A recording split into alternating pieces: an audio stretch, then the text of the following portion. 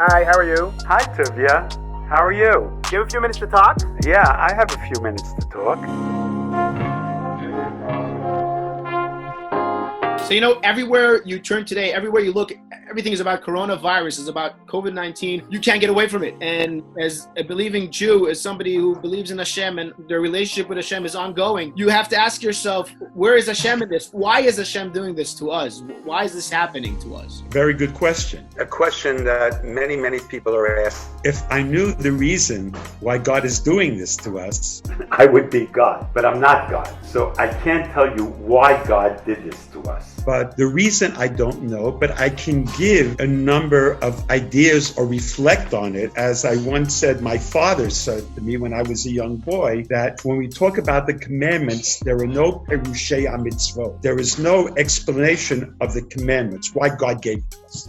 We don't know. We accept this, we don't know why. But what we do have is ta'amei mitzvot, reasons that we can offer of our own, maybe why God gave this to us. We accept God gave us the commandments, and we do them. And why, we don't really know, but we offer reasons why we think God gave these commandments to us. And I always say that I can ask why he did this to me.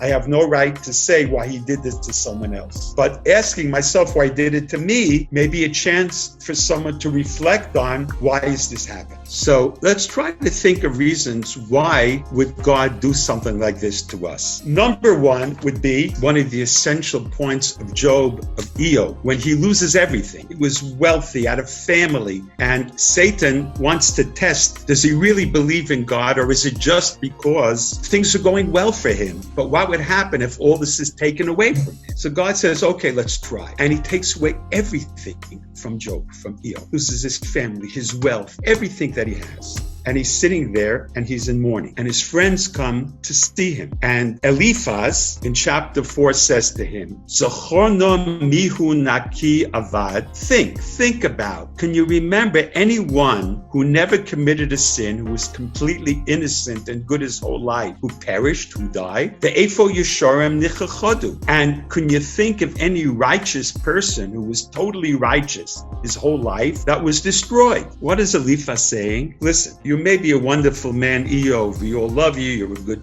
person.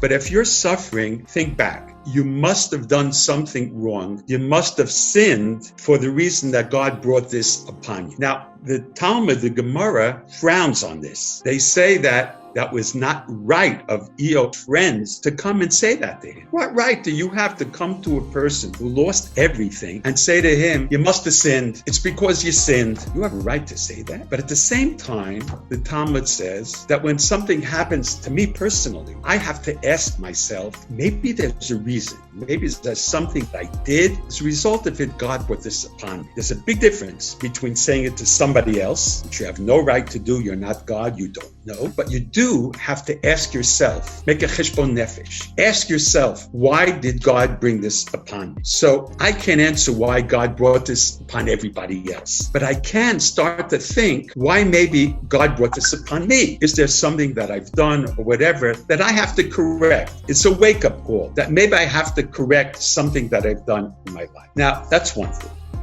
The second thing is that the Chafetz Chaim says that, and this is always fascinating, because he says that when something terrible happens, plague or something bad happens, what do you do? He says when the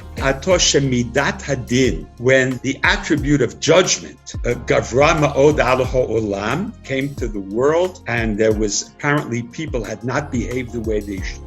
And we don't know, how do we save ourselves from these terrible things that are happening every day? Then what we have to do is be very strong in the attribute of kindness and mercy. By us doing acts of mercy and kindness, we will awaken the attribute of kindness from above, from God. God says, Uma elu shehein ba'atzman tzrichim chesed. And what about them, people, that they themselves need kindness and need the attribute of mercy? Osim chesed elu im elu, they help each other when they themselves need mercy and they go out to do mercy for others. Ani, God says, me, shani malei chesed v'rachamim, that I am totally chesed, kindness and mercy. Halachas kama v'kama shani tzich ligmol chesed and brioti. So of course I have to do kindness and mercy to my creations, to my people. In other words, at a time when bad comes upon the world, what I have to do is do kindness for other people. When I do kindness for other people, I awaken God, and God says, wow, look at them. They're doing kindness to each other. Even though there's so much trouble, I have to do kindness to them as well. This fascinates me. What's